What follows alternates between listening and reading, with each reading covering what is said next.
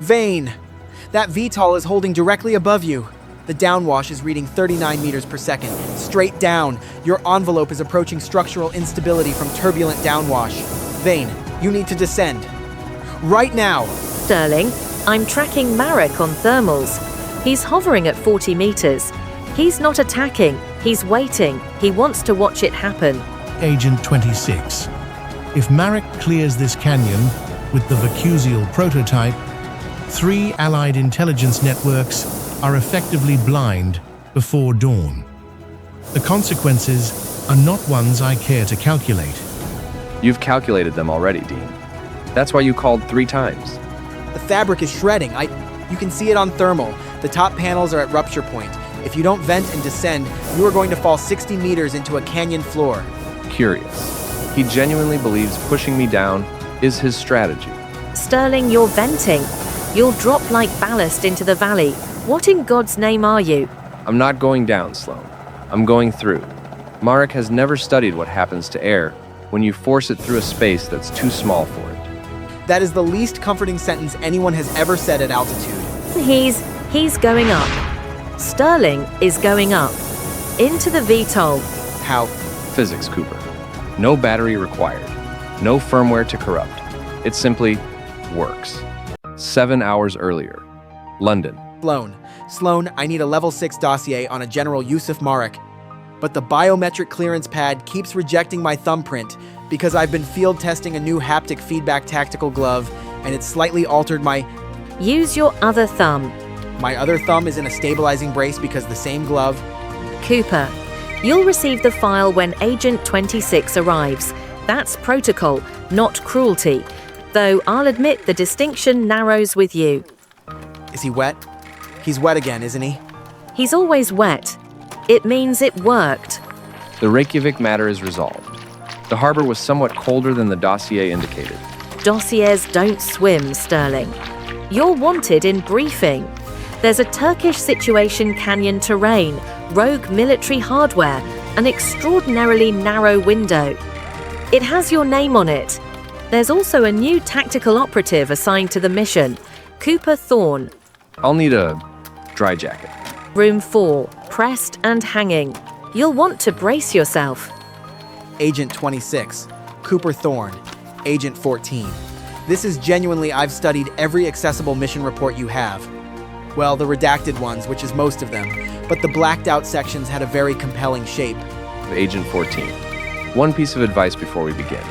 If you ever find yourself requiring a glove in order to shake hands, leave the glove at home. That is extraordinarily specific advice. Most useful advice is General Yusuf Marek, former commander of the Eastern Alliance Joint Extraction Division. 17 decorated operations across 4 theaters. Dishonorably discharged 14 months ago following an incident in Tbilisi that 3 governments are still refusing to formally acknowledge. Case file designation, pressure pivot.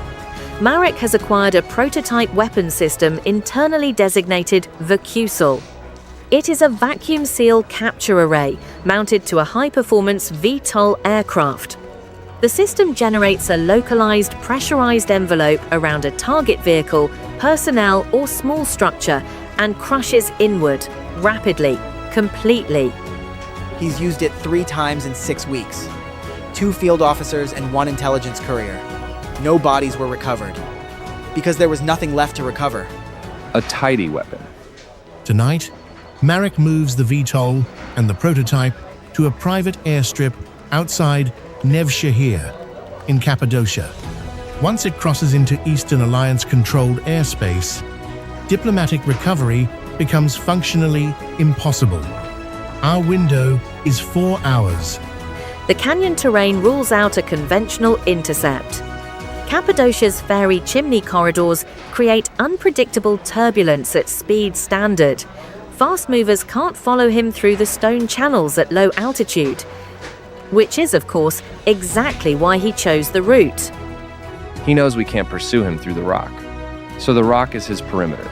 Conventional aircraft cannot follow, no, which is why you won't be flying a conventional aircraft. Is that a hot air balloon? Cappadocia hosts the world's most active hot air balloon festival. 47 civilian envelopes ascend at dawn. Marek's radar returns one more basket. He sees a tourist. The balloon carries a modified high-output burner, hardline encrypted comms, and a climbing exoskeleton stowed in the canyon chase vehicle for the approach phase. It has no GPS navigation, no AI co-pilot, and no associated application. I find I prefer it that way. We know, Sterling. We all know. 6 hours later. Cappadocia. Pre-dawn approach over the Gourmet Valley. Vane. I'm reading thermals from the canyon on my Thermogrid 7. It's a wrist-mounted multi-sensor array. Also tells the time and monitors ambient. Cooper. The thermals. Right. Marek's VTOL is stationary. He's hovering at the junction of the two primary chimney corridors. Locals call it the Needle's Eye, 30-meter gap between two stone spires. He's sitting at approximately 60 meters above the valley floor, just waiting. The Needle's Eye. Appropriate. Sterling. His radar is currently passive. He hasn't lit you up yet. Don't give him a reason to. He's not watching for me, Sloan. He's watching his exfil window. He doesn't know we're here. That's Vane. His VTOL just pivoted aspect. He's facing your balloon. VTOL radar just went active. He's painted you. He has you. Then we're past subtlety. Agent 26. Marek has activated the VACUSEAL array. His VTOL is ascending to take position directly above your envelope. He intends to make an example of you. Do not let him establish altitude dominance. He already has it, Dean. Then I trust you have a plan. I have physics, which is considerably more reliable than a plan. He's at 40 meters above you and holding position. Vane, the downwash is reading 39 meters per second. It's above structural rating for that envelope. The balloon will collapse if he maintains this. Sterling. Options. What are you doing? I'm going to Marek, not away from him. That is not an option. That is the precise opposite of an option. Bernoulli would disagree.